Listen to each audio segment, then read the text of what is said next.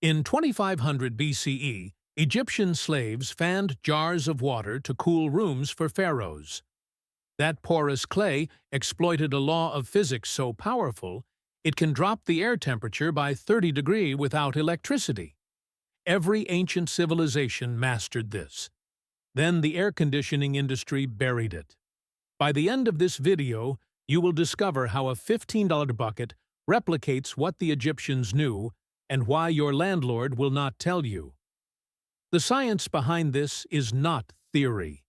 It is measured thermodynamics documented by laboratories worldwide. When water transforms from liquid to vapor, it absorbs energy from the surrounding air. Scientists call this the latent heat of vaporization.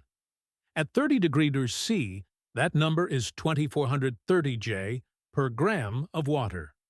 In practical terms, evaporating a single gallon pulls roughly 8,700 British thermal units of heat straight out of the air. That is comparable to running a small window air conditioning unit for a full hour. Engineers mapped this process on something called a psychrometric chart. It tracks what happens when air meets water.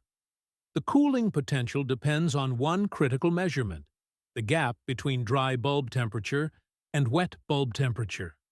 The drier the air, the larger that gap, and the larger the gap, the more dramatic the cooling effect. In Phoenix, Arizona, at 105 degrees dF and 15% humidity, evaporative cooling can drop incoming air by 25 to 30 degrees. In Denver, Colorado, at 95 degrees and 25% humidity, the drop still reaches 15 to 20 degrees. Now, here is the number that changes everything. The American Society of Heating, Refrigerating, and Air Conditioning Engineers has documented that two-stage evaporative cooling uses 60 to 75% less electricity than conventional refrigerant-based systems. A bucket cooler with a small fan draws 30 to 50 W.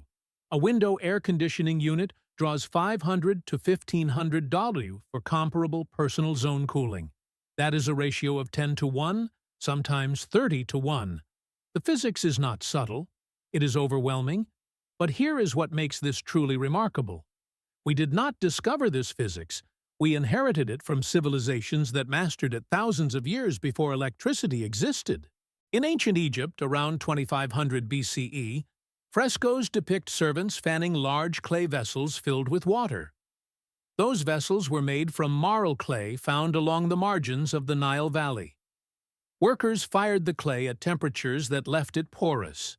On hot days, water seeped through the walls to the outer surface where it evaporated. The air around each vessel cooled dramatically. Archaeological records also show Egyptians hanging reeds and wet cloths in doorways and windows. As desert wind blew across the damp fabric, the air entering their homes dropped in temperature immediately. A prominent feature of the ancient Egyptian house was a structure known as a malkaf, a triangular wind catcher mounted on the roof opening toward the north. It captured the cooling breeze and funneled it down into living spaces below. 500 years before Christ in ancient Persia, engineers built wind catchers called badgers that still stand today in the city of Yazd. These tall open turrets face the prevailing wind. Air swept down into the structure and across underground water channels. The contact with water cooled the air, which then circulated through the home. Persian engineers perfected this across centuries. They created cooling networks that served entire cities in the middle of the desert. The Romans took a different approach. They pumped cold water from their famous aqueducts through the walls of elite homes to cool dwellings during brutal Mediterranean summers. In India during the Mughal era, builders hung screens woven from vetiver grass in doorways and kept them perpetually wet. These Q screens operated as living evaporative cooling pads for centuries.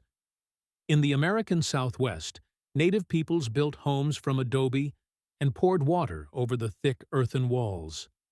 The evaporating water cooled interior spaces through the same physics the Egyptians had discovered 3,000 years earlier.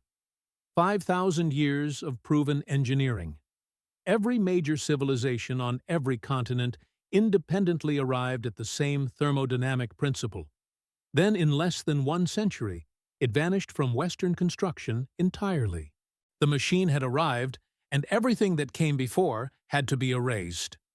In 1902, a young engineer named Willis Carrier stood in a Pittsburgh printing plant solving a humidity problem for a lithography company. His invention became the foundation of mechanical cooling. By the 1920s, the Carrier Corporation had launched the Weathermaker campaign positioning air conditioning as the symbol of modernity and progress. Their marketing framed evaporative and passive cooling as primitive and unsanitary. A Carrier engineering manual from 1930 dismissed evaporative methods as suitable only for cellars and agricultural storage. Industry publications celebrated the triumph of machine over nature, as though dependence on electricity represented advancement rather than vulnerability. The shift happened fast. In 1927, the first model mechanical codes emerged with heavy participation from HVAC industry representatives. By 1945, the post-war building boom had standardized mechanical refrigeration as the only acceptable cooling method. Passive alternatives disappeared from architectural education entirely. The American Society of Heating, Refrigerating, and Air Conditioning Engineers codified mechanical cooling as the baseline for all thermal comfort calculations. By 1980, fewer than 3% of American architecture programs taught evaporative or passive cooling strategies of any kind. The technology was not disproven. It was not shown to be ineffective. It was systematically removed from professional memory. Contractors working today have never heard of evaporative cooling design because their licensing exams never mentioned it. Inspectors shaking their heads at blueprints cannot approve what their training never covered. Follow the money, and the picture becomes impossible to ignore. The United States residential HVAC market exceeded $15.4 billion in 2024. Globally, the air conditioning equipment segment generated over $130 billion in revenue that same year. Almost 88% of American households now rely on air conditioning. Every one of those units requires refrigerant refills and filter replacements and compressor repairs and eventual full replacement at $5,000 to $10,000 per system. Executives in corporate boardrooms and lobbyists in government hallways have built an empire on mechanical complexity. A $15 bucket with evaporative pads and a small fan cannot support a $130 billion industry. The physics works. The business model requires that you never learn it. The codes were written, the curricula were scrubbed, the industry locked in its revenue model. But there is one place where the consequences of this erasure are not abstract at all. They are measured in death certificates, and it begins with a question your landlord hopes you never ask. There is no federal law in the United States that requires landlords to provide air conditioning in rental properties. A Reuters survey examined housing regulations across all 50 states. Nearly half of states require landlords to maintain existing units, but not a single state requires that air conditioning actually be provided in the first place. The majority of jurisdictions classify air conditioning as an amenity rather than a basic requirement of habitable living conditions. Only a handful of cities mandate landlord-provided cooling. Tempe, Arizona, Dallas, Texas, Montgomery County, Maryland passed its law as recently as 2020. That is the entire list. In the rest of America, your landlord has zero legal obligation to keep you from overheating inside your own home. Now consider what that gap means in human terms. 2023 set the record for heat-related deaths in the United States. At least 2,300 death certificates cited the effects of excessive heat as a cause of death that year. Over 35 million Americans report living without any air conditioning at all. Census data shows renters at nearly 14% were significantly more likely than homeowners at 8% to experience dangerously hot conditions inside their own homes. Research from the New York City Department of Health confirms what many suspected. Lack of access to home air conditioning is the single most important risk factor for dying from heat stress. Among those who died, the place of death was most often a home with no cooling. And this burden does not fall equally. A 2022 Boston University analysis of 115 metropolitan areas found that homes without cooling are most often occupied by low-income residents and people of color. Families staring at utility bills they cannot afford while temperatures climb higher every summer. Your landlord understands this equation, even if the words are never spoken aloud. Installing air conditioning means capital expenditure, ongoing maintenance, and potentially higher insurance premiums. The renter pays the electricity. The landlord pays nothing. When pressed on the issue, landlord lobbying groups have told policymakers they would need to raise rents to cover the cost of upgrading electrical systems and adding cooling equipment. A $15 evaporative cooler built from a hardware store bucket threatens nobody's profit margin, which is exactly why no landlord, no property management company, and no HVAC contractor will ever suggest it to you. The codes are written against you. The industry profits from your ignorance, but here is what none of them can take away. The physics works regardless of what any landlord or building inspector or industry lobbyist says, and for the cost of a single pizza, you can build it yourself. One 5-gallon plastic bucket with a snap-on lid from any hardware store. One small battery-powered or USB fan between 8 and 12 in diameter. One sheet of evaporative cooling pad media made from cellulose or aspen fiber. A small submersible aquarium pump for continuous water circulation is optional. Total cost runs $12 to $18 depending on where you shop.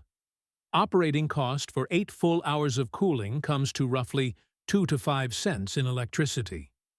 Compare that to $1 or more per day for a typical 6,000 BTU window unit running the same period. The build takes less than an hour. Cut 3 to 4 circular ventilation holes in the sidewall of the bucket.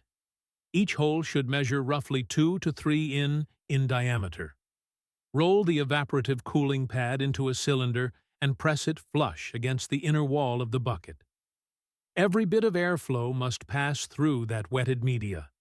Mount the fan on the lid facing downward so it pushes air into the bucket from above.